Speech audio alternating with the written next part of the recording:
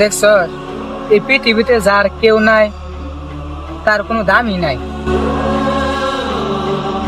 কিরে গুরু ডাড়াটা কেন রে? গুরু ডাড়া তো ডিস্টার্ব করতেছে।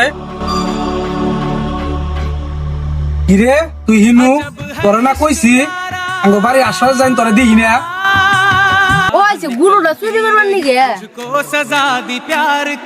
আরে না না, আমি আমার কাকার গুরু চুরি করতাম তিল লাগে। আমার কাকার গুরু তো আমি পাহারা দেওয়ার লাগে আইছি।